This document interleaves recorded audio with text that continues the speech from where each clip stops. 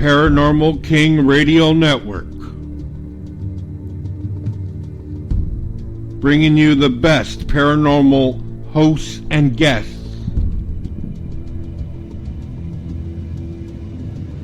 Bringing you the best paranormal shows and features.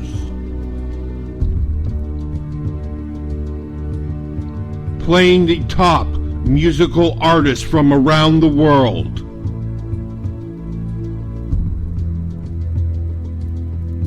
Paranormal King Radio Network.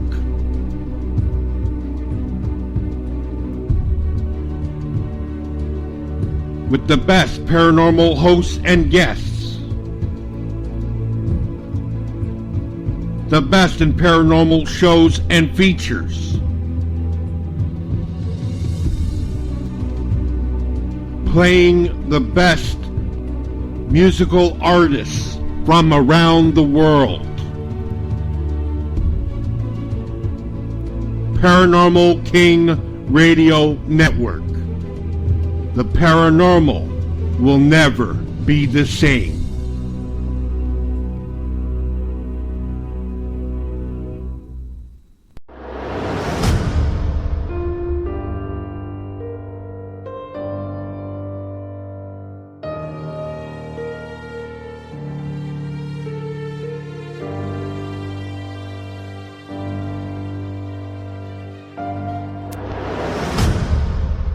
There are things in this world of the paranormal that we do not understand, but we try to explain it through methods of science, magic, religion, and historical accounts. What we present to you now is Haunted Salem's Beyond the Grave, where the dead educate the living.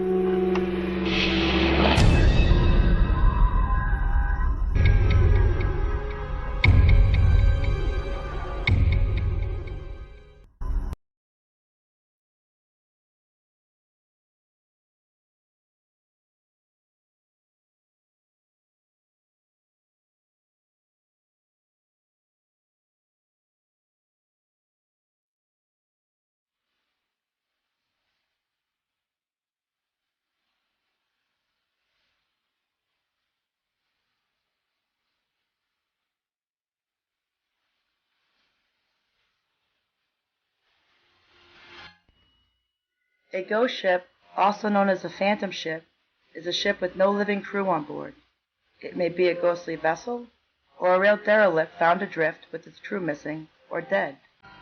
Tonight, on Beyond the Grave Radio, you will learn of such ghost ships that continue to arise the mystery on our seas and haunt you in your dreams.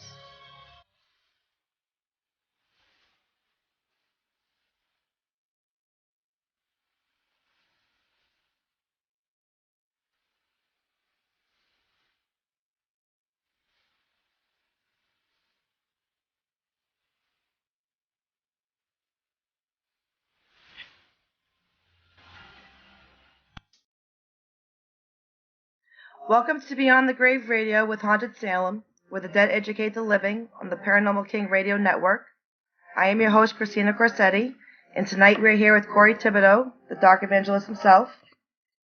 How's it going? In this episode, we'll be discussing ghost ships. Ghost ships or phantom ships make up a big part of the sea lore that has been passed down by sailors and fishermen throughout the years. The ships are said to be spectral apparitions that materialize on the horizon before quickly disappearing, and they are believed to be a sign of bad things to come.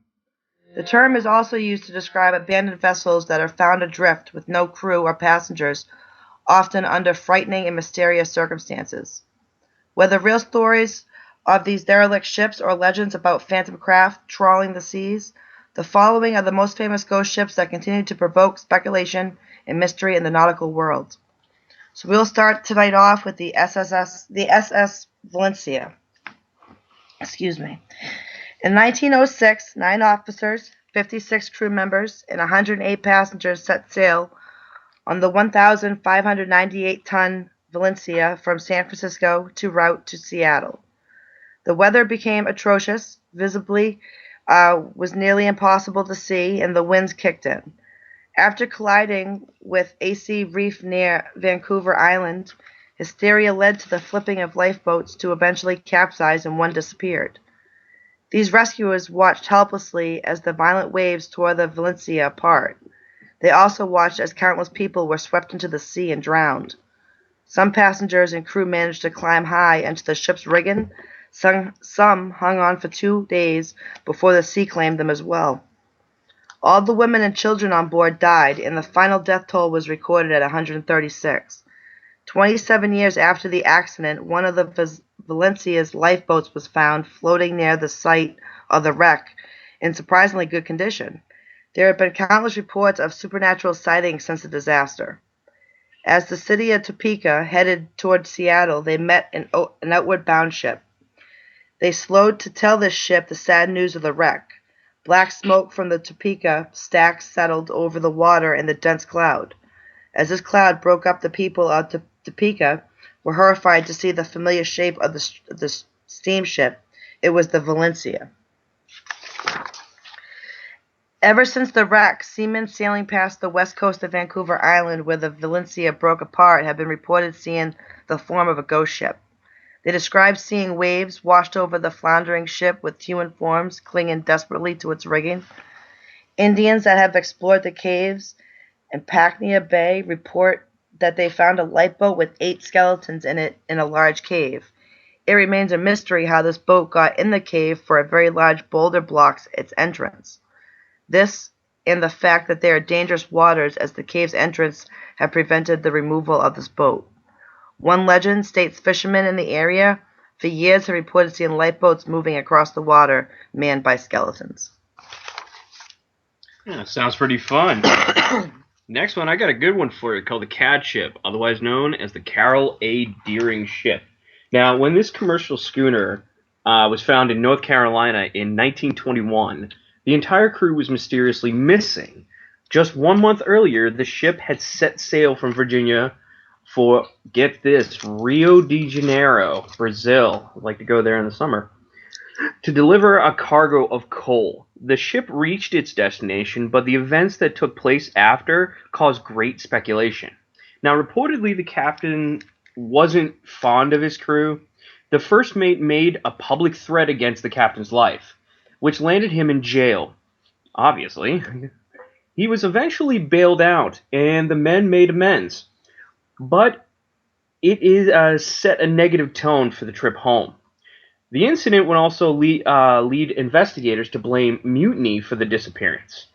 Later that month, the lightship keeper spotted the Deering reporting that a man on board advised the anchors were lost due to broken radio. The lightship keeper was unable to report the incident, and then the ship reappeared weeks later. Rescuers noted that the log, navigation equipment, crew's personal effects, and 2 lifeboats were gone. Food was sitting mid-preparation in the galley. Due to the disappearance of several other ships during that time, the government launched an in-depth investigation and came up short. They did note that the Deering was one of the only ships to sail away from an oncoming hurricane, which led people to believe the Deering's men fell prey to the famous Bermuda Triangle. Pirates, liquor smugglers, communists, and supernatural explanations were tossed right out the window, but no official ruling was ever even made. All right, next we have the Sabrina. I said that right? Sabrina. The with Sabrina. Among the mysteries of the sea and the story of the schooner barge Sabrina, found ashore up the coast of France in October 1917, with cargo and sails intact, but with no trace of the crew. The wooden 100-foot 3-mast ship was under the command of Captain Martin, and laden with coal bound from Falmouth to St. Brieuc, France, which something unexplained happened to it. The vessel was found ashore on Rosal Point south of Cherbourg with nobody on board. There was no sign or damage or a struggle. The entire 5-member crew just disappeared, never to be heard of again. Was it the crew washed aboard in the storm? Well, since Europe was in the early stage of World War I at the time it happened, there was a speculation that the Sabrina was intercepted by a German U-boat. Those were the years that the submarine captains used to either take a crew member aboard from sinking their ship or at least send them away in lifeboats. The theory was that the submarine took the crew aboard, but then was chased away and sunk by British naval ships, taking the submarine crew and the Sabrina's crew to the bottom with it. This theory was never proven. Launched in Whitstable, England in 1873, the Sabrina later was left a rotting hull on Velder Creek at Portsmouth. Yikes. Interception. Flag in the play. All that talk about football. We're getting so close. I know, right? It's like one of our last months. So, like all greats, the Great Eastern itself was a haunted ship that was launched in, the year I was born, 1985, and was said to be cursed. It was dogged by misfortune from the beginning. Not a good start. Construction men fell to their death while working at deadly heights. Other gruesome accidents took the lives of the other workers. Construction of such a massive ship involved millions of hardened driven rivets, and an estimate of 1,000 workers were hired to comprise 200 rivet gangs to get the job done. Because someone small had to squeeze inside the narrow space between the double hulls, young boys were hired to do this work. These boys spent 12-hour days in the space between the hulls, enduring the deafening thunder of the rivets' hammers. After construction was completed, some of the men working as riveters couldn't be found. There were rumors that they had been accidentally sealed into the hull of the ship. During the launch, a mooring cable snapped and killed a crewman. A disaster happened during the ship's trials when a boiler exploded, killing 5 other workers, and another jumped overboard and was crushed by the ship. The Great Eastern never lived up to expectations. The ship never carried a full complement of passengers. On its 4th trip, it suffered severe damage in a storm at sea. Now, in 1862, it struck an uncharted rock and tore open its hull. The ship was saved from sinking by its double hull, but the damage was costly. The ship continued losing money for its owners. Attempts were made to sell the steamer, but there was no takers. So the men who worked aboard the steamer complained of an eerie hammering noise constantly heard from the bellow decks. They said it often woke them from their sleep and was loud enough to be heard during storms. It is said to be made by the ghost of one of the souls left trapped between the hulls during construction. Now, when the ship was dismantled for scrap, the skeletal remains of the riveters were found. This proved once and for all that they had indeed been sealed into the hull of the ship during construction and had starved to death. The rumors were true. Was this the cause of the ghostly noises heard on board? Maybe. You decide. Can you imagine the construction being stuck in the walls? Depends how big the space between the hulls are. They starved to death. They had nowhere to go. It's enough to be stuck in there. Yeah. All right. those times being in there, you just... Yeah, they were in there for days, possibly weeks. Yeah. And no one heard them. They'd think to, kind of break open the metal, you know? As if they heard them. But they didn't hear them. Next, we have the Star of India. The Star of India is the world's oldest active ship, built in 1863 in the Isle of Man. Nowadays, it resides in the Maritime History Museum in San Diego. Like many ships, Star India has had her share of misfortunes. Ghosts of several unfortunate sailors and passengers still haunt the deck and cabins. In 1884, a young stowaway by the name of John Campbell was discovered on the Star of India. Instead of throwing him overboard, they put him to work on the ship. One day, Campbell lost his footing high in the rigging and fell 100 feet to the deck, crushing both of his legs. 3 days later, he died in agony and was buried at sea. His ghost is said to haunt the ship, and visitors sometimes report feeling a cold hand touching them whenever they are near the mast where Campbell fell. Sometimes the smell of flesh, baked bread seems to come from ship's galley.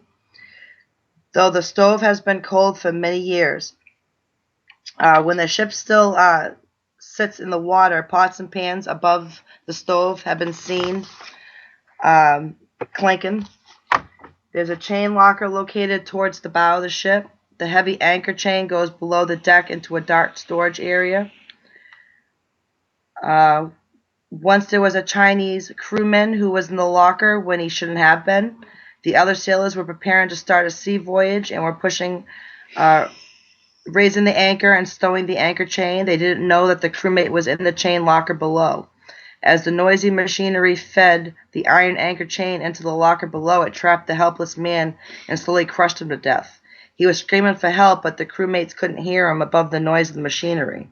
His ghost still haunts the chain locker where he died, and the people who go there report feeling a cold spot inside. The crew's quarters was the scene of many deaths. Crewmen taken below after horrible accidents or stricken by illness spent their last days here.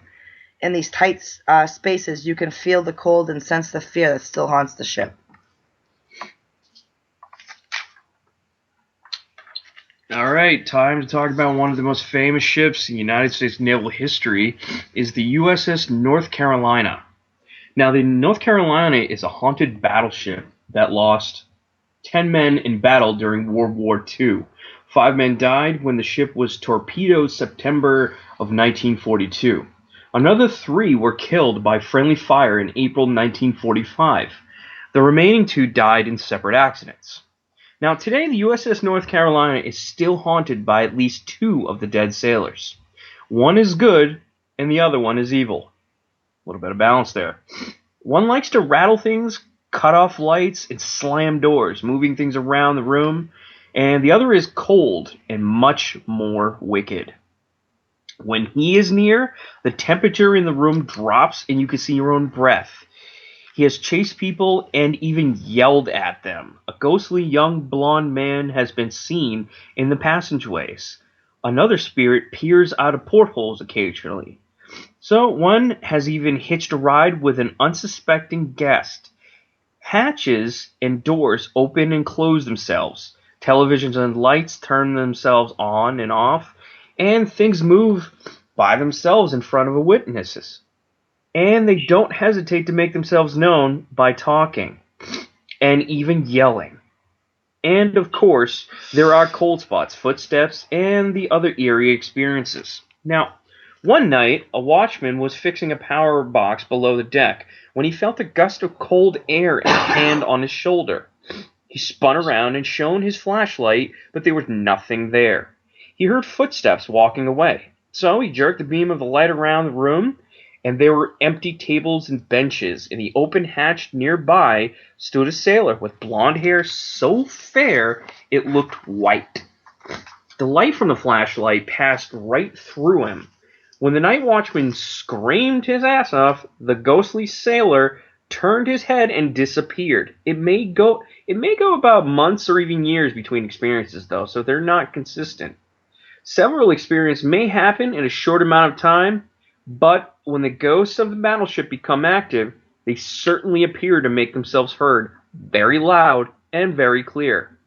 A paranormal investigator on board the ship saw a ghostly human head peek out from behind a locker and then abruptly disappear. There is a second ship to this World War II collection. You'll hear about it now. It is the USS Hornet. Spirits of dead sailors and officers wander the narrow passageways of the USS Hornet. Doors open and close on their own. Objects move across the floor and fall off the shelves, and sounds from the past echoes through the stairwells. Men in naval uniforms appear out of thin air to patrol compartments as they're still carrying out their daily orders. People have been pushed and grabbed by some invisible force. Psychics and professional ghost hunters agree that there are souls of suffering men here, cheated out of their lives after spending their final days in hell. An aircraft carrier is one of the most dangerous places in the world to work. The USS Hornet had a steam room. If a steam pipe ruptured, it would release an invisible steam of intense heat capable of killing sailors instantly before they were aware of what happened. Their blood was instantly boiled beneath their skin, causing their skin to fall off their bodies. One crewman had his arms severed by one of those invisible steam jets, causing him to pass out. He bled to death in this room, and when fellow shipmates found him, they discovered that the steam had boiled his blood and peeled his skin from his body. Now his ghost inhabits this room, sometimes accompanied by engine sounds. The catapult was a very powerful machine that was used to catapult the planes off the flight deck, helping them lift off. The catapult room is considered one of the most dangerous places aboard an aircraft carrier. Because the wire used to hook in and catapult the plane has a tendency to snap, when it snaps, it spins around the room, slicing through anything in its path. There were many such accidents aboard the USS Hornet. Several people have reported seeing a headless crewman pacing up and down this area. Other times, only his footsteps can be heard walking across the floor. They believe it's the ghost of a crewman whose head was decapitated by a snapping wire. People who had seen this decapitated soldier reported it to be the most frightening and disturbing experience of their lives. During World War II, a Japanese pilot was captured and held in a cell on board the USS Hornet. While living there, he went mad in his cell and died. It was rumored that it still haunts the cell that he spent his life in, unable to get out, stuck like he was when he was alive. Yikes! People getting stuck too much. Well, getting into the more oriental kind of names here, there's a thing called the Ginseng. And now the Ginseng was an abandoned tanker. It was found in 2006 by an Australian Coast Watch airplane in the Gulf of Carpentaria. The Australian customs vessel Storm was dispatched at night. The following morning, a small boat was launched to board the drifting Ginseng, but no one was found aboard. Its point of origin is unknown. Documents recovered later indicated that it was the Ginseng, but the ship's name had been painted over. The Ginseng had a large supply of rice in its cargo hold, used to possibly resupply fishing vessels out at sea. Its engines, however, went inoperable, and Australian officials concluded it had been adrift from that some time. Now, the Ginseng had been stripped of anything of value. It was surmised that it perhaps broke loose from being towed to a ship scrapyard. The Ginseng was later towed to deep waters and sunk as an artificial reef because its owner was never located. Okay, now we're going to move on to the SS Edmund Fitzgerald. It has been almost 40 years since the iron ore freighter SS Edmund Fitzgerald, the largest ship of the Great Lakes in the 1970s, gave up his battle against ferocious seas and slipped beneath Lake Superior's cold surface. On November 9, 1975, a storm was brewing as the Fitzgerald left Minnesota, bound for the Zug Island docks in Detroit, Michigan. But without today's more precise GPS tracking systems, she was unable to pinpoint her position, which put her in harm's way. The freighter Arthur M. Anderson was 15 miles behind her when the two crews radioed each other about the brutal gale-force winds. Within minutes, the captains of the Fitzgerald, Ernest McSorley, radioed that the ship was damaged and had a list it was taking on water. McSorley requested the Anderson to be its radio eyes for the rest of the trip to Whitefish Bay. The last radio communication from the Fitzgerald came at 7:10 p.m., just 9 miles short of safety. He stated, "One of the worst seas I've ever seen. We are holding our own." 5 minutes later, the Anderson's radar lost the Fitzgerald. All of the 29 crew members perished when the Edmund Fitzgerald went down. No remains were ever recovered. Rogue waves of what was known as Three Sisters, which are huge 90-foot-plus waves, sunk the Fitzgerald. 10 years after the Fitzgerald sunk, it was spotted once more on Lake Superior by a commercial vessel. This crew stated that they saw this large ship on a foggy night. They reported a strange, eerie atmosphere at the time they spotted this ghost ship. The Edmund Fitzgerald remains at the bottom of this lake, 500 feet down into pieces.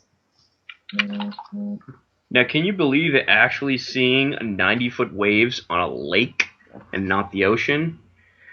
For those Deadliest Catch fans, you can actually see those. But they're not 90 feet. They're more like 50. Well, to get a little bit of southern, the SS Tennessee is our next ship. The story of this phantom ship is one of San Francisco's favorite ghost tales. The SS Tennessee, a steamship, late one foggy night in 1853, got caught in the Golden Gate Strait's deadly current and ran aground on the rocks. Fortunately, 550 passengers and 14 chests of gold made it ashore safely before the Tennessee was torn apart. The spot where it went down was named Tennessee Cove in honor of the lost ship. Here's a nice little tour destination for you. Ever since it went down, the SS Tennessee has been seen on dark, foggy nights in the bay. After the Golden Gate Bridge was built in 1937, many credible witnesses started to report seeing this phantom ship as they stood on the bridge. Some even reported hearing screams in the mists. Sailors under the bridge also reported seeing the phantom SS Tennessee. Now, this ship is most often seen on a dark, fog-laden nights. So once the ship is spotted and then almost immediately disappears. Many witnesses state that they were confounded by its appearance because it is obviously a vessel from another era in history. But one well-known encounter took place in November of 1942. As the destroyer USS Kennison passed under the Golden Gate Bridge, the crew spotted the outmoded ship. They passed by so close that they were able to see that the Tennessee's decks were unmanned. One crew member spotted the steamer's name written on her side. These witnesses knew that they had seen the ship and its wake, but their ship's radar at the time registered absolutely nothing. But the sighting was unusual in that not many ships have passed so close to the Tennessee or been able to watch her for more than a minute before she even vanishes. Of course, there are other tales of ghosts connected to the Golden Gate Bridge, but these involve the people who have committed suicide by jumping off this bridge. So, good tour destination if you ever hit up San Francisco's southern parts. All right, we have the Orang. What is it? Medan? Orang. It's the Dutch ship, right? The Orang Medan? Yeah. Yeah, it's one of those Dutch freighters. Yeah, in February 1948, distress calls were picked by numerous ships near Indonesia from the Dutch freighter SS Orang Medan. The chilling message was, all officers, including captain, are dead lying in chart room and bridge, possibly whole crew dead. This message was followed by Morse code, then one final grisly message, I die. When the first rescue vessel arrived on the scene a few hours later, they tried to hail the Orang Medan, but there was no response. A boarding party was sent to the ship, and what they found was a frightening sight that had made the Orang Medan one of the strangest and scariest ghost ship stories of all time. All the crew and officers of the Orang Medan were dead, their eyes open, faces looking towards the sun, arms outstretched and looked of terror on their faces. Even the ship's dog was dead, found snarled at some unseen enemy. When nearing the bodies in the boiler room, the rescue crew felt a chill, though the temperature was near 110 degrees Fahrenheit. The decision was made to tow the ship back to port, but before they could get underway, smoke began rolling up from the hull. The rescue crew left the ship and barely had time to cut the tow lines before the Orang Medan exploded and sank. To this day, the exact fate of the Orang Medan and her crew remains a mystery. That sounds very, very familiar. There have actually been other ships, actually several ships, where that instance has been found. We'll actually have a little bit more on those information on the sites pretty damn soon. So a lot of the stories you hear on this radio show you'll actually find on our sites when you guys visit them. So, okay, just before the break is coming in. Lastly is the Marlborough ghost ship. Now, the Marlborough was an enormous dual-purpose ship built in the late 19th century. Now, it traveled between Britain and New Zealand, acting as a passenger ship to New Zealand and a cargo ship to Britain. So, pulling double duties here. It set sail from New Zealand in January of 1890, with about 33 crew members and a small number of passengers on board. By April of that year, it had not arrived in Britain and was reported missing. Many theories surround its ultimate fate. One ship claimed to have seen stranded sailors on a Chilean island in the southernmost tip of South America, and the following year, but were unable to help them due to stormy weather.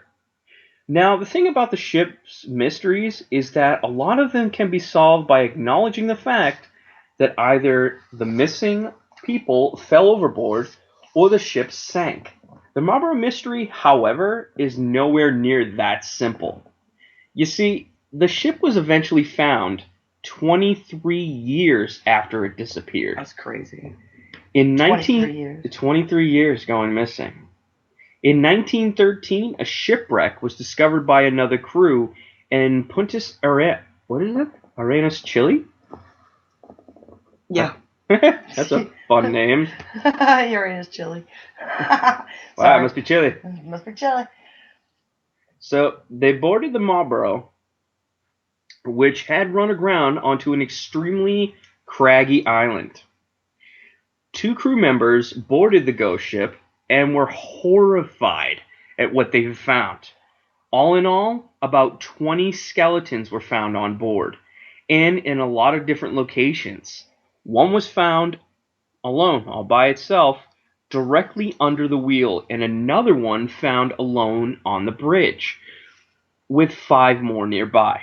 No less than 3 skeletons were found by the ladder leading below the deck. The largest group found in a single area consisted of 10 skeletons in what is known as the mess room. Well, yeah, aptly named. The main social quarters of the ship. It is these skeletons that have, this case, such an air of mystery. There was no evidence of foul play, which makes the placement of the skeletons Hold on.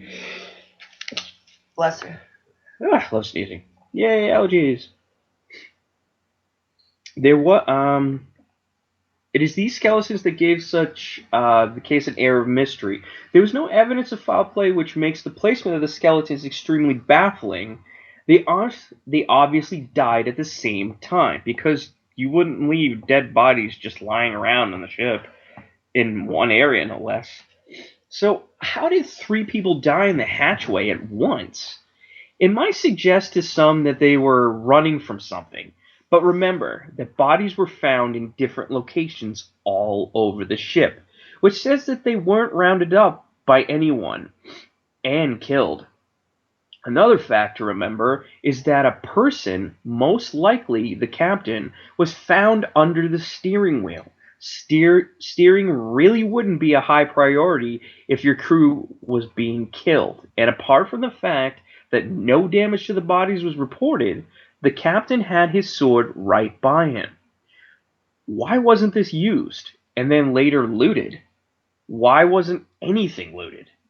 And if the ship had simply run aground, everyone would have gotten off.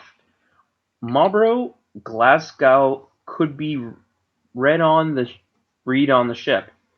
But, so according to the reports, we seem to know for sure that this ship was missing for 23 years. But that's all we really know. Curiously, of the several crews that have claimed to have found the Marlborough, not one of them have reported its location specifically enough for it to be found by modern crews. There could be a reason. Like now I said before, that sounds similar to the last ship we talked about. It's just crazy how so many ghost ships, how so many ships can go missing, and then everything's such a mystery to what happened to them. And why is it that these ships are found with the entire crew utterly dead? Like, it was dead on arrival. Like, it's very odd that they would find the entire crew completely dead. Yeah, it is crazy. Well, we're going to take a break right now. We're going to listen to some Alice in Chains, and we will see you after the break.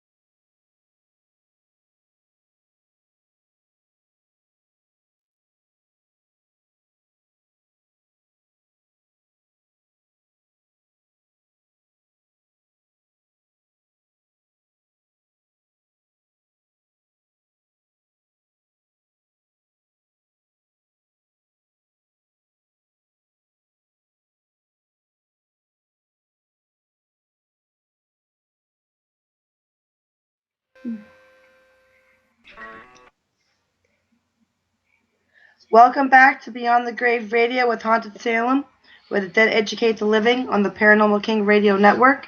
In case you're just tuning in, we're here with Corey Thibodeau, the Dark Evangelist himself, and tonight we're discussing ghost ships. Next on our list, we have Palatine River Death Ship. Along the banks of the Palatine River in Wyoming, a legend has been passed on since the mid-1800s, a legend of spectral nature. Several witnesses have claimed to see a phantom ship on the Palatine River. They say that an eerie mist will begin to form on the river, and slowly the mist will form a bank of fog that only covers a small area.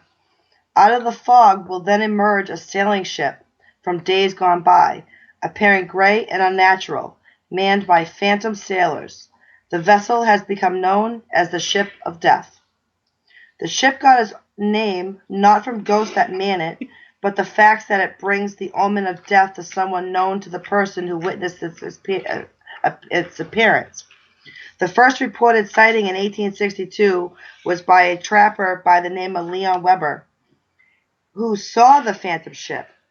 As he got a clear view of the top deck, he saw the body of his fiancée laying on the piling of the deck the same day his fiancée passed away. 25 years after the Weber sighting, the cattleman was working a herd along the Palatine River when he saw an unusual fog and a ship crew by ghost emerged. The ship seemed to shimmer as it moved through the mist. On the deck of the ship, what appeared to be a spectral form of his wife was laid out as if sleeping the same day his wife died. The last reported sighting was in 1903. A man who lived along the Palatine River was trimming and removing trees in his yard one fall day. He too saw the phantom ship appear in a sudden fog. Again, it appeared to be manned by a crew of ghosts, and lying on the deck of the ship was a good friend of his, and of course his friend passed away that day too.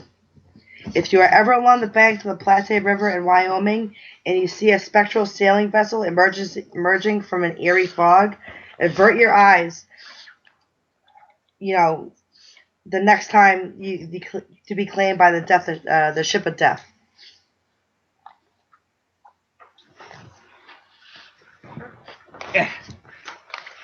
Sorry, getting epic kisses from our little Sadie baby. Our Sadie. Now, I got a good one for you. This is the USS Constellation. The USS Constellation is the very last all-sail warships to be built by the United States Navy. So she is also the first Navy ship to bear the name Constellation. But she earned the nickname Yankee Racehorse because she was capable of cruising at 14 knots. Now, as with any ship of war, many men met their untimely end on board, and many hauntings have occurred since. Now, many have smelled the strong odor of gunpowder, heard unearthly noises, and seen ghostly lights and many apparitions. One such apparition appears in the form of an iridescent mass. This apparition is thought to be Neil Harvey, and he is mostly spotted on the orlop deck. In 1799, Neil was court-martialed for being a coward after he had left his gunning station during a battle with the French. Another apparition to be seen aboard is that of Captain Thomas Truxton. Captain Truxton is mostly active on the forecastle deck. Captain Truxton was also the first commander of the USS Constellation from 1798 to 1801. A watchman for the ship named Carl Hansen has appeared in several areas of the ship. Apparently, he's still guarding her. Carl was a former sailor himself, and his night watchman duties ended in 1965. He has been seen playing cards and has appeared to many, including a priest in solid form. Yet another apparition to appear here is that of an 11-year-old boy. The young sailor boy was the assistant to a Navy surgeon between the years of 1820 and 1822. The boy was murdered by two other sailors on the orlop deck. Now, lastly, the spirit of another sailor haunts this ship. Apparently, this young man hung himself on board, and he is mostly seen on the gun and forecastle decks. What's another SS with a fun name? Kamloops. SS Kamloops. The shipwreck of the SS Kamloops in Lake Superior is shrouded in mystery. It was thought that there was no survivors, but 6 months later, bodies were found on a nearby island. Apparently, survivors of the shipwreck have starved to death waiting for rescue, even though no one was looking for them. Divers tell stories of a body that is still trapped in the engine room of the shipwreck. The story goes that in a freshwater lake at that depth, there are no fish to eat the remains, and the temperature is so low all year round a body won't decompose. Also, it's too dangerous to recover a body trapped that far down. So the unfortunate crewman named Whitey, or Grandpa by locals, just floats there in the engine room perfectly preserved. Divers who have been down to the wreck have reported strange encounters, such as being followed by the body or being surprised suddenly by the body floating towards them. They say the body is ghostly white and still has its wedding ring on its finger. Now, from the top of the sea all the way to underneath the sea is the haunted submarine UB-65. The haunted submarine was a German U-boat called the UB-65 built in 1916. Only a week after its launch, mysterious events began to happen. There was an unusually high number of fatalities in the accidents on the sub. The second officer was loading torpedoes when one dropped and exploded, killing him instantly and damaging the UB-65.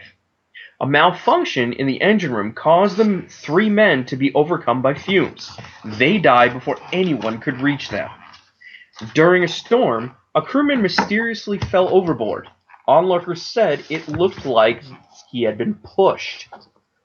Another one was during submarine diving tests, one of the ballast tanks sprang a leak in the left the crew without any oxygen in the U-boat. The frantic crew were able to resurface before they were all about to suffocate. Now, knowing my knowledge of submarines, ballast tanks are opened and closed so that the ship can surface, but it lets in and out fresh kind of air, and by releasing all the air, it's out and everybody can pass out. Okay. So if there's a leak, it's a major thing if you're a couple hundred fathoms below sea level there. Now, a crewman was on lookout duty in a tower as the submarine was preparing to dive. Suddenly, he spotted a figure on deck. Even though all the hatches were sealed and every member of the crew was supposed to be below deck, the figure turned, and the lookout recognized him as the second officer who had been killed by the torpedo blast. The ghostly figure seemed to shout a warning. The lookout's terrified yells alerted the UB-65's captain, who also witnessed the ghost before it disappeared. Later, another crew member encountered the dead second officer in the corridor below deck on the submarine. Again, the ghost seemed to be trying to communicate with the crewmen before it vanished. The U-boat started getting a reputation for being haunted, and many men refused to work on board the sub. After another ghostly incident, the torpedo gunner went insane, shouting that the ghost tormented him at night and would not leave him alone. In a fit of madness, he jumped overboard and his body was never recovered. Eventually, the German Naval Command was forced to investigate the reported haunting and they asked a priest to perform an exorcism. Well, that seemed to do the trick, and no other ghostly apparitions were reported. A crewman claimed that he saw a shadowy figure entering the torpedo room. The crewman ran into the torpedo room and came face to face with the ghost of the second officer who had been killed by an explosion in that very room. The ghost was pointing at the torpedo loading bay. Then it disappeared as suddenly as it had come. Later that same day, July 10th, an American submarine spotted the UB-65 and prepared to attack. The American commander ordered several sailors to check through their periscope to make sure that he had the right number when suddenly the UB-65 exploded without being fired upon. Bless him. Thank you. The Americans were amazed. When the smoke cleared, all that could be seen was debris. There were no survivors. An investigation determined that the German U-boat had tried to fire its torpedoes, but there was a malfunction. The torpedoes were activated but not launched. Bless you. And they exploded inside the submarine, killing all the German crew on board. Was this what the ghost was trying to warn his fellow crew members about? And next we have the Caz 2. The mystery behind the catamaran known as the Caz 2 remains unexplained. Though investigators have attempted to piece together the events leading up to the ship's discovery, in 2007 the Caz was found drifting off the coast of Australia, and the 3-man crew was nowhere to be found. The table was set with food waiting to be eaten. A laptop was turned on and fully functional. The Caz radio and GPS were operational, and the life jackets were still on board. It was truly a ghostly scene. When police boarded the Caz 2 on the evening of April 20th off the northern Australian coast, they felt as if they stepped into the twilight zone. The Caz was completely soulless. After an extensive investigation, officials concluded that while fishing, one man fell overboard. In an attempt to rescue him, the others met the same fate. None of them were good swimmers, and the sea extremely choppy. They were never found. The last moments of the men were recorded by James in the morning of April 15th, which is said to be shortly before their vanishing. The video shows Derek commanding the vessel. Peter is seen fishing off the Caz 2 in a very relaxing manner. From the video, the investigators noted that the engines were not running and that a long rope was trailing behind the boat. Another interesting fact is that James's sunglasses and shirt are not seen in the location where they were found. With this information, the investigators were able to understand the approximate location the men were in when they ran into trouble. The coroner ruled out foul play, but was not able to determine what actually happened to the bodies. Now, this one has a fun thing to it. It's called the MV Joyita. Why did a crew abandon an unsinkable merchant vessel in the South Pacific in 1955 instead of waiting for help? In the early morning hours of October 3rd in 1955, a merchant vessel named the MV Joyita set sail from Apia, which looks like Apia. Try to say that without laughing. I got a beer! I got a beer. That's funny. Which is the capital city of Samoa. I got a beer in Samoa. It sounds like you gotta say, like, I got a pizza more. I got a pizza more, yeah. I got a pizza more. The boat was taking 25 passengers and 4 tons of various cargo on 2 days. On a 2-day, 270-mile trip across the South Pacific Ocean to the Tokelau Islands. The vessel had problems from the start. It was actually supposed to have left the port the previous day, but was delayed due to the port engine clutch failing. When she finally did leave the next day, it was with only one engine. So on October 6th, the port was supposed to have received the Joyita reported that had not arrived. Since no distress signal was received, authorities assumed that the worst, launched a massive search for the vessel and her passengers. But by October 12th, no signs of the boat or of her crew had been sighted. From the outside, it was clear that something had gone very wrong. For starters, many of the boat's windows were smashed, and a makeshift awning / cover had been put up over the deckhouse. There was also a large hole in the ship's superstructure, which had caused the lower deck to become completely flooded. But although the ship was found damaged, tilting to one side, the hull was completely fine, meaning that the ship was totally seaworthy. Most of the flooding was due to the fact that the ship, being adrift and bobbing in the ocean for so long, had an odd angle. So this was believed was a result of the water that had come on board over the last few weeks. This makes the fact that the lifeboats and dinghy were reported deployed not only strange, but completely irrational on the part of the ship's passengers and crew. What's even more perplexing is that none of the 4 auxiliary crafts were ever spotted. Inside the vessel, however, it were where things really started getting strange. The ship's logbook and all navigational equipment were missing. The medical bag of one of the passengers was found, with nearly all the equipment removed and instead filled with bloody rags. The starboard engine was inexplicably covered with mattresses, which was either as a result of the worst attempting ever to plug a leak or the aftermath of an incredible game of mattress jousting. That'd be cool. Mattress jousting. Have at thee, 'tis only a flesh wound. And shit, I'm gonna crash. Some speculate that the captain died in the jousting match, which prompted everyone to panic and flee. Others believe that the crew happened upon Japanese fishing boats and engaged in illegal acts.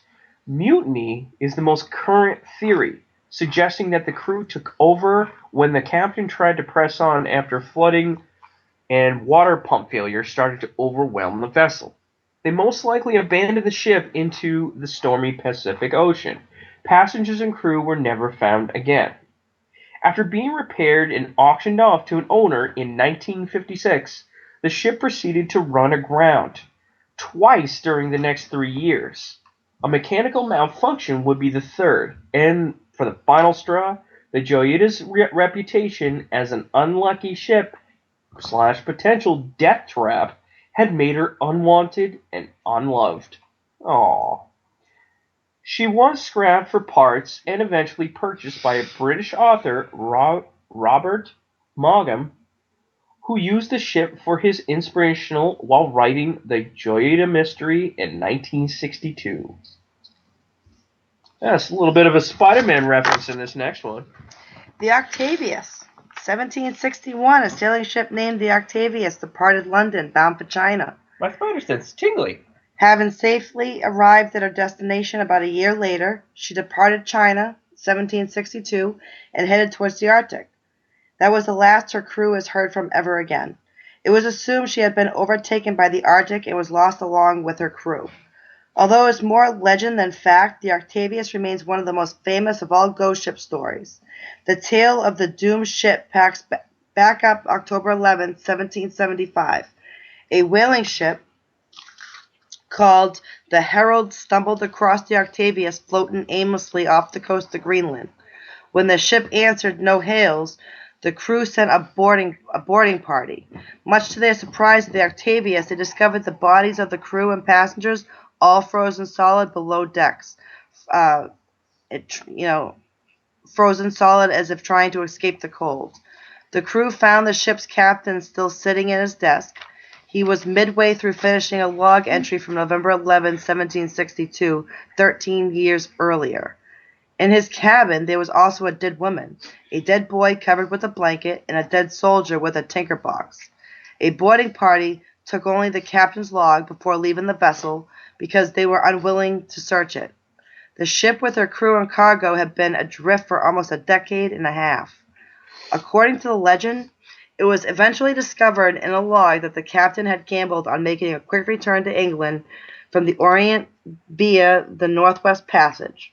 The year had been extremely hot. However, upon reaching the Arctic somewhere above Canada, the ship had become trapped in the ice. The cruise lasts some time till the cold and dwindling provisions sealed their fate. The terrified crew of the Herald, fearing of a curse and wanting nothing to do with the ship, left it abandoned, touching nothing. Neither the Octavius or her ghostly crew have ever been seen. If this tale is true, the world means the Octavius had completed its passage to the Atlantic as a ghost ship. The ship's last log position pulls it at about 250 miles north of what is now Barrows, Alaska. The Herald found her adrift of the coast of Greenland. This would actually mean that the Octavius and her crew were the first ship to make the transit. The feat would not be accomplished by a living crew until 1903 to 1906, when Ronald Amundsen completed the passage. So, the Bel Amica. Good. The Bel Amica, when a classic-style schooner unlike any seen in Italy before it was found off the coast of the island of Sardinia. With no crew on board, it seemed like a repeat of the Mary Celeste. But this is no seemingly mythical tale from ages past.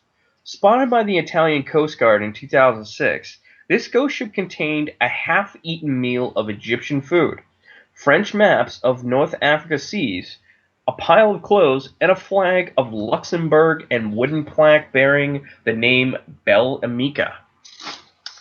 So, Italian authorities found that ship had never been registered in any country because the ship was misidentified as an antique in the press. A tsunami of public interest surrounded the case, but it was soon revealed to be a modern yacht belonging to a Luxembourg man who likely didn't register it for tax evasion purposes. Next on is the High Aim 6. The High Aim 6, Murder, Mutiny, and Rotten Fish, the story of the High Aim 6 is a strange one. The ship was found drifting in Australian waters without its crew in 2003. Through plenty of fuel and provisions remained on board, along with the crew's personal belongings and a hold full of stinky seafood. The forensic examination could find no sign of a struggle, and search of a 7,300 nautical mile turned up no clues. But 10 days after the ship was discovered, calls were still being made from Indonesia on the cell phone of the ship's missing engineer. The only crew member ever tracked down claimed that the captain and engineer was murdered and the crew headed back to their homes, but no reason was ever given. Locals in Broome favor the story that the ship was targeted by pirates who killed the crew and set the boat's motor running to cover their tracks. Others believe a mutiny aboard the High Aim 6 led to an untimely death of the captain, with the crew escaping in life rafts. While speculation has flourished, facts have been few and far between, and the only thing that is now certain is that the High Aim 6 will be junked and taken to Broome Tip.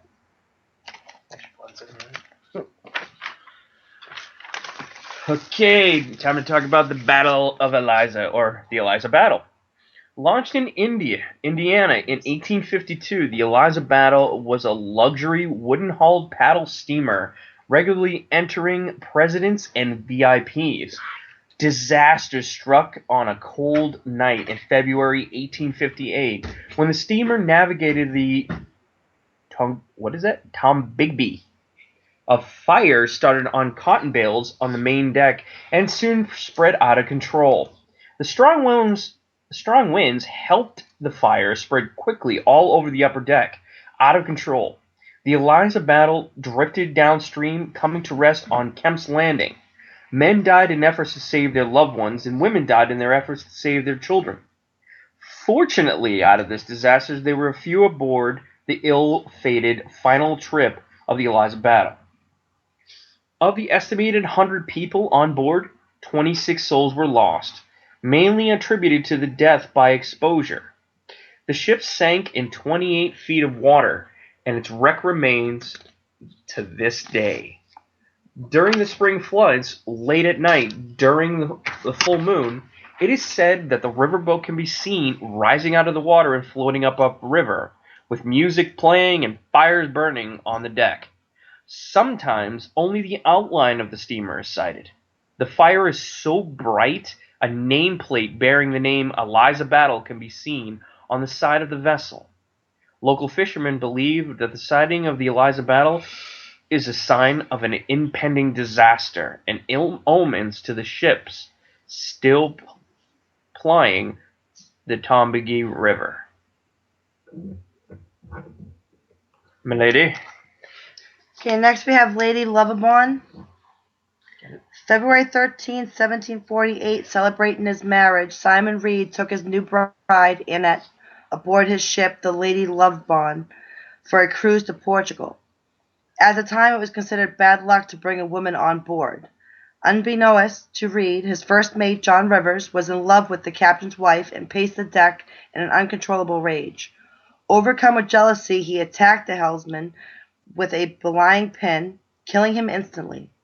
Rivers took the wheel and steered the lovely Bond towards the notorious Goodwin Sands. All souls were lost, and the subsequent inquiry ruled the verdict of misadventure. 50 years later to the day, two separate ships witnessed a phantom ship sailing the Goodwin Sands. On February 13, 1848, local fishermen saw a vessel wreck on the area, and lifeboats were sent out to investigate with no signs of the ship on the sands being found. 1948, the ghost of Lovely Bond was seen by Captain Bull Prestwick and was described as looking real but having an eerie green glow. Unfortunately, you'd have to wait until February 13, 2048 for the next sighting, as she is said to appear only once every 50 years. Don't forget to mark your calendar now. The Goodwin Sands are England's most fertile grounds for ghost ships and are also the location of the legendary island of Lamia. The Lady Loveland shares the area with two other phantom vessels, a liner called the SS Montrose and the Shrewsbury, a man of war. Man of war. Do you fear death? For those Pirates of the Caribbean fans, I've got the Flying Dutchman. Everybody knows this for Davy Jones. Now, the real story about the Flying Dutchman is the most famous ghost ship of this day and age. But what many people will not know about this ship is that the Flying Dutchman refers to the captain of the vessel and not the vessel itself. The captain of the vessel is named Henrik van Derkedecken. Wow, that's a fun name. Hendrik van der Decken was voyaging around the Cape of Good Hope with a final destination of Amsterdam. He swore to round the Cape if it took him till doomsday. With a terrible storm abound, Decken refused to turn the ship around. Now, despite the pleas of the crew, monstrous waves pummeled the vessel while the captain sang obscene songs, drank beer, and smoked his pipe. Finally, with no options remaining, several of the crew mutinied. The captain, aroused from his drunken stupor, shot dead the lead mutineer and threw his body overboard. Above him, the clouds parted and a voice billowed from the heavens. "You're a very stubborn man," to which the captain replied, "I never asked for a peaceful voyage. I never asked for anything. So clear off before I shoot you too." Van Decker had made aim to fire into the sky, but the pistol exploded in his hand. "You are condemned to sail the oceans for eternity with a ghostly crew of dead men, bringing death to all who sight your spectral ship, and to never make port or know a moment's peace. Furthermore, gals shall be your drink, and red-hot iron your meat." There have been many sightings of the Flying Dutchman, often by reputable and experienced seamen, including Prince George of Wales and his brother, Prince Albert, Victor of Wales. So, according to Admiral Karl Donitz, U-boat crews logged sightings of the Flying Dutchman off the Cape Peninsula. For most or all of these crews, it proved to be a terrible omen. The ghostly East Indiaman was also seen at the Musenberg in 1939. On a calm day in 1941, a crowd at Glencairn Beach saw a ship with wind-filled sails, but it vanished just before it was about to crash onto the rocks. Alright, time to take a nice long break for you guys. We'll be back with some really awesome more stories.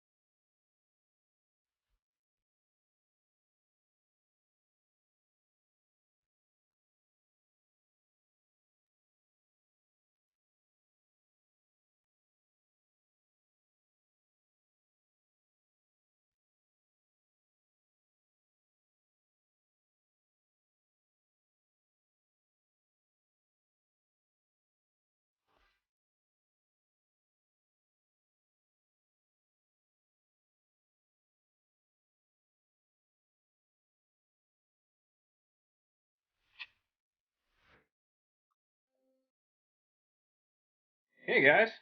Welcome back to Beyond the Grave Radio with Haunted Salem, where the dead educate the living on the Paranormal King Radio Network. We're discussing ghost ships tonight. We're here with Corey Thibodeau. And next on our list is the Seabird. Rocky Island's rocky shores are good as region as any to start, since they become the site of one of the earliest recorded ship disappearances on the Atlantic coast. In May 1850, the discovery of the mysteriously abandoned fishing schooner Seabird became the cause of much speculation on the waterfront. The seas had been unusually calm for days when the well-founded fishermen abruptly sailed onto the rocks near Newport. Specters who witnessed the grounding were disturbed that the mishap occurred on a bright spring day without seeming explanation. How could any crew be so ham-handed? The answer was simple. There was no crew. The large vessel was totally devoid of all humanity. A ghost ship by any definition. The would-be rescuer concerned turned to distress when they boarded the ground vessel, only to discover the only life aboard Seabird to be a dog, a cat, and a parakeet. Though the ship was totally deserted, a boiling kettle was found on the top of a blazing stove, and the table was neatly set for a meal for 8. $60 as easily visible coins and cash was found in the captain's cabin, thereby ruling out any possibility of piracy, mutiny, or foul play. On deck, a small skiff was still secured in place on its chocks. Below, the odor of tobacco smoke still hung heavy in the crew's quarters, but otherwise there was no trace of a single person, nor so much as a vague clue to their fate. To a man, 8 souls have simply vanished into the air. What had happened? How? Why? Questions are many, answered few. A review of the Seabird's records indicated her captain was John Durham, lately of Middletown, Connecticut. Reportedly, a family man with strong ties to the Methodist Church, Captain Durham was never heard from again. The last entry of the captain's log indicated a peaceful voyage. The sighting of Brenton's Reef several miles offshore shortly after dawn. The fish hold was filled with a fresh catch of cod, sea bass, and mackerel. Later, the crew of a lobster fisherman signified that they exchanged all well signals with the Seabird only a few hours before she was found derelict and abandoned on the rocks. The mystery of the Seabird unexpectedly soon deepened when a spring squall lashed the Newport area while the ghost ship's ownership was being determined prior to the salvage attempt. When the skies finally cleared and the seas calmed, Seabird was gone like her crew, never to be seen from again. Drifting off on the rocky pinnacle that briefly imprisoned her, the vessel sailed off on her own into apparent oblivion. Like a ghostly apparition, she had appeared out of nowhere, swung on the rocks, impaling her for a few days, and then just as mysteriously vanished from sight altogether. Seabird was the first of many unsolved mysteries which occurred off the North American coast. Now, before we get started on the next ship that's on our to-do list, I just wanted to let you know, if you had any questions during the show, we do have chat rooms that are posted all over the place, and we also have our website. So if you have any questions about the facts that we're reading today, letting you know about, please drop a line into the chat room. We can address your question right off the bat during one of our stories. So please feel free. We're constantly monitoring that chat room all the time, so feel free to drop an opinion on anything that you see, and we can answer you live right as we're talking. So, to get back to the nice little ghost ships, we got one that makes an Incredibles dash reference here, the Dash. Off the coast of the Marine of Maine is the Harpswell area at Casco Bay. There have been sightings of a phantom ship that has no crew. It has been pursued and observed in peacetime, but no one has ever been able to approach it. Mostly because it just disappears into thin air. During the War of 1812, the privateer vessel Dash became a legendary vessel, breaking records for ranking up sinkings. But the Dash eventually went down with all hands just off of Bailey Island in Casco Bay. However, over the decades, usually in the late afternoon and in the evening, there have been sightings of a masted vessel in the Harpswell region. A vessel unmanned, as no crew has been spotted on board, usually before anyone can get close enough for a good look. She disappears. Now, many believe this phantom ship to be the Dash, but the ship that evaded so many during the War of 1812, she had been spotted off the Lookout Point, Bailey Island or Orr's Island, and even at Potts Point. But there is a catch to the sighting, the ghost ship of Harpswell.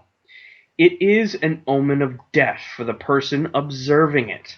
The person spotting the phantom vessel or a member of their family will die shortly after the sighting. So if you are ever in Harpswell, area of Maine, or sailing the waters of Casco Bay, I hope that you don't catch a glimpse of this ship of Harpswell. You'll pay for it. Okay, next we have the Young Teaser. Built in 1813, the Young Teaser was an American privateer schooner preying on sea trade of the British Empire off the coast of Halifax. She was a remarkably fast vessel, taking many prizes from Nova Scotia, several right at the mouth of Halifax Harbor. In June of 1813, the Teaser was chased by the Nova Scotian privateer brig Sir John Sherbrooke, but Teaser was able to escape into the fog. Shortly after, HMS Lahue, a 74-gun third-rate ship of the line, pursued the schooner, and she was reportedly cornered in Mahone Bay. With nightfall pending, Lahue was joined by HMS Orpheus, and the vessel prepared to board Young Teaser, which had nowhere left to run. The Lahue sent a 5-boat boarding party towards the schooner. As the boats approached, the Young Teaser exploded. 7 of the crew survived and claimed they last saw the Teaser's first lieutenant, Frederick Johnson, running to the main magazine with flaming embers. Considered mad, Johnson threw the embers into the ammunition, killing himself and 30 other crew members, many of whom lie in unmarked graves in an Anglican cemetery in Mahone Bay. Soon after the tragic event, eyewitness reports began to surface that the Young Teaser had re-emerged from the depths as a fiery spectral ship. The following year, on June 27th, people of Mahone Bay were startled to see an apparition sailing into the same water where the Young Teaser had been destroyed. As it came nearer, they recognized the privateer, and it vanished in a huge puff and flame of smoke. The story spread through the country, and on the next anniversary, many more were on hand, watching for the fire ship. Sure enough, it appeared again, and it's legend to this day that many persons have witnessed the appearance of the ghost ship and have seen it disappear in flame. If you're standing on the deck of a ship at sea, the apparition appears to threaten to ram your vessel. Many report an overwhelming sense of fear when they see the phantom pirate ship. The ghost ship, known locally as the Teaser Light, can be seen on foggy nights, most notably those that fall within 3 days of a full moon. So, our next ship in the United States naval history is the USS Lexington. The USS Lexington is also known as the Blue Ghost and is now haunted by the ghosts of its dead crew who were killed during World War II. The ship is now a museum on the bay, so you might be able to visit it one day there. One of the carrier's first casualties was a pilot whose plane developed a serious oil leak while airborne. Rather than place the ship and its crew in jeopardy, he chose to ditch the plane. His body and his plane were never recovered. When the USS Lexington was in service, she was torpedoed during World War II. The crewmen who died during this attack are said to haunt the ship. Now, the most famous ghost is that of the engine room operator who was killed in battle. He was never harmed anyone and only makes his presence known with tourists that enter the engine room. Sometimes he becomes impatient and slams doors and turns off lights. Visitors say that they can feel the cold chill when they pass through the room, and one even claimed to have seen something moving around in the darkness of an empty engine room. Another said that he even saw the engineer's ghost looking intently at the engine, as though trying to fix something. Others have told stories of feeling something hurriedly pushed right past them, hearing footsteps in the halls, being in the bathroom when the lights turned on and off by themselves, and being in bed and feeling the covers being tugged off them. Yeah, there'd be none of that if you ever come to my house. Now, recently, some cadets were staying overnight on the USS Lexington. They got up during the night and ran around the ship on a dare. Running through the engine room, they came face to face with the ghost of the dead crewman. The most chilling story is about a family of 4 who showed up to the shop for the first time. Right after they bought tickets and walked on board, they saw a man dressed in a uniform who asked them if they wanted a tour. The family agreed and followed the man around the ship, but lost sight of him below deck. They found the manager and asked him about their missing tour guide. They described him, saying he was blonde, dressed in a uniform, had piercing blue eyes, and called himself Charlie. The manager said, we have no one like that working here. The man you just described died on this ship during the war. Pretty strange. Phantom tour guide. All right, well, here we go. The Taymouth Electron. Donald Crowhurst. Am I saying that right? Sounds like a drink. All right. I'll take about 4 Taymouth electrons, please. That's what it is. The Taymouth Electron. Donald Crowhurst was a talented inventor with severe money troubles. Looking for ways to promote his marine radio navigation device, like many people in dire financial straits, Crowhurst decided the answer lay in entering a one-man yacht race around the world, earning himself both prize money and free advertising. Setting out the Taymouth Electron, Crowhurst almost immediately ran into trouble. He had little experience sailing the open ocean, and the Electron's semi-experimental design was difficult for even veteran yacht racers to handle. A desperate Crowhurst decided to cheat by loitering in the South Atlantic, falsifying logs and navigational records until everyone else had finished, then limp in at last place, hoping nobody bothered to check a loser's records that closely. Unfortunately for Crowhurst, he hadn't counted on everyone else in the race having just as much trouble. Out of 9 contestants, 6 had retired, and 1 wrecked as they approached the final leg of the journey, leaving Crowhurst in the position of finishing second or even first overall and subject to a detailed analysis of his logs. Crowhurst ended radio communications on June the 29th and stopped writing his increasingly bizarre journal entries on July 1st. The Electron was discovered adrift and abandoned 9 days later. Ooh. What's Bruce Lee's favorite drink? The wata! That's literally what this thing says. The warata. The warata.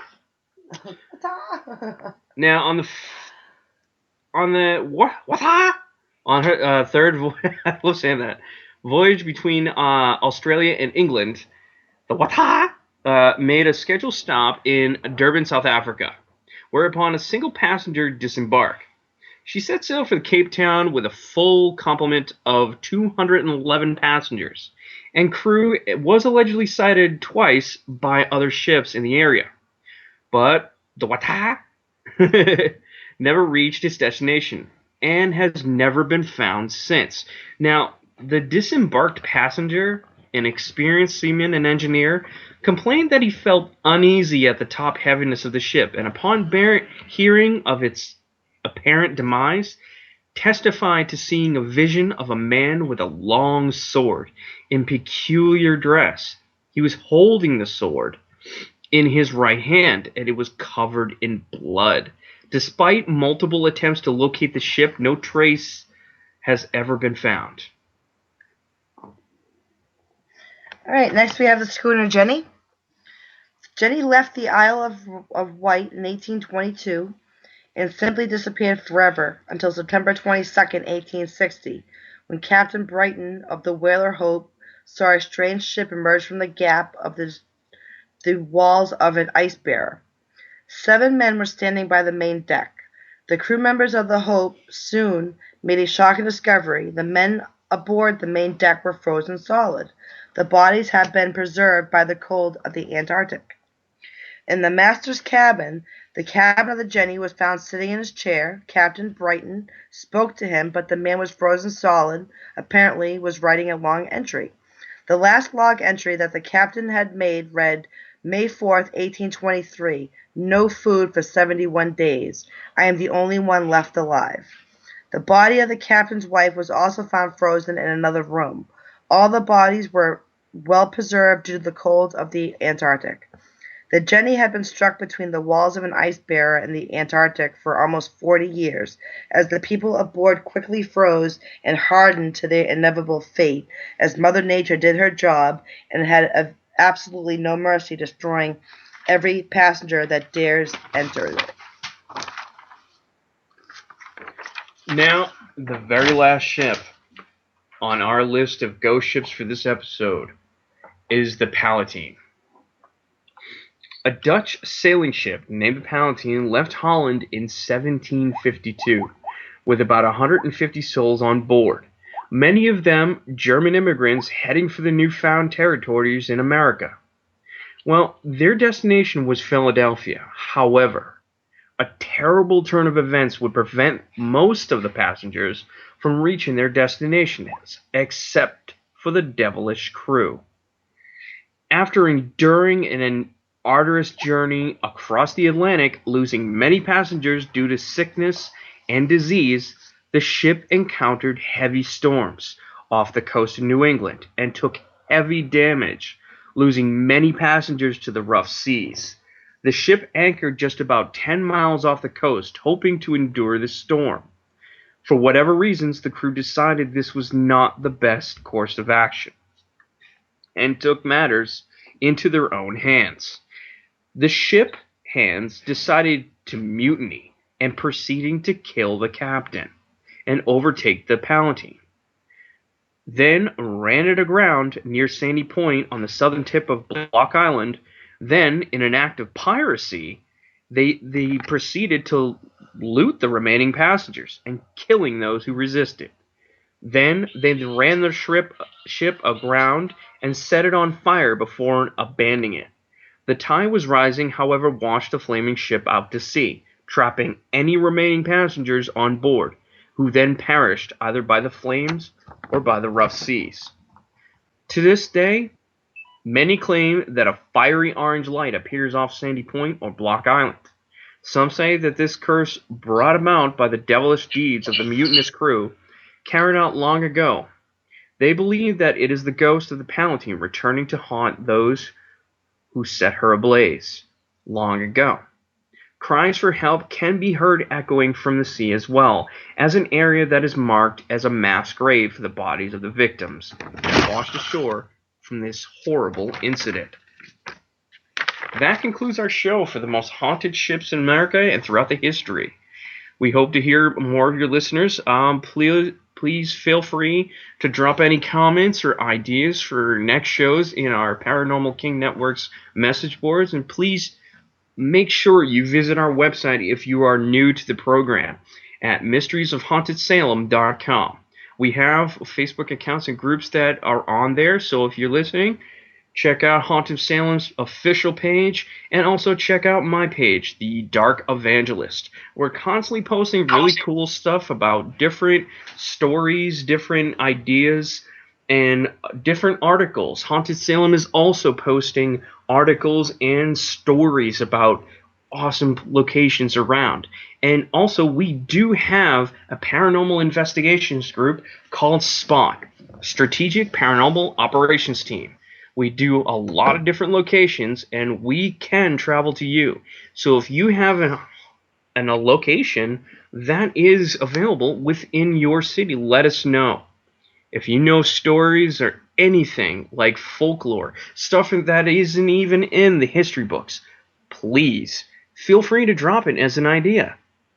Yeah, absolutely. I'd love that. But that does conclude our show. I would like to thank the Paranormal King Radio Network, as well as Ross Raposo, everyone in chat. I want to thank you all.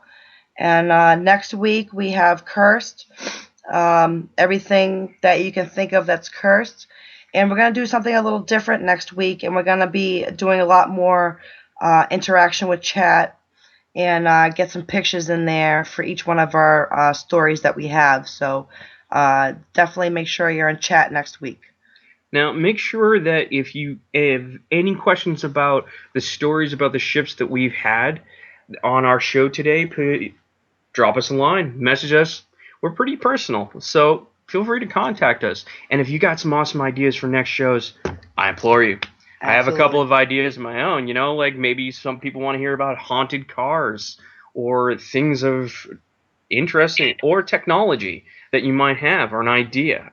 I know a lot of you guys watch those other ghost shows like Ghost Adventures and Ghost Hunters and stuff like that. So, you know what? If you hear about a location in your area, let us know. We'll take you with it. You'll give you full credit and everything for it. Absolutely. So everyone have a great night, and we will see you next week. Take care.